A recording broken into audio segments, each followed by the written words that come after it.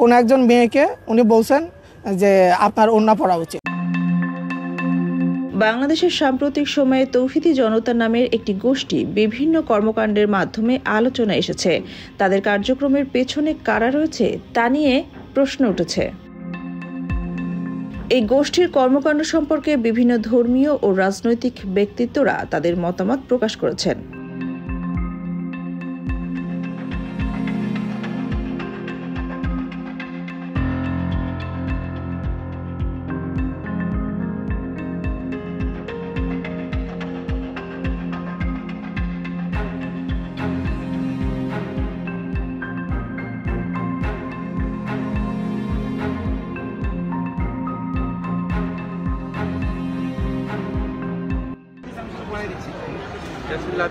তৌহিদি জনতা নামের গোষ্ঠীর কর্মকাণ্ডের পেছনে কারা রয়েছে তা খতিয়ে দেখা জরুরি। দেশের স্থিতিশীলতা ও শান্তি রক্ষায় সকলকে সতর্ক থাকতে হবে।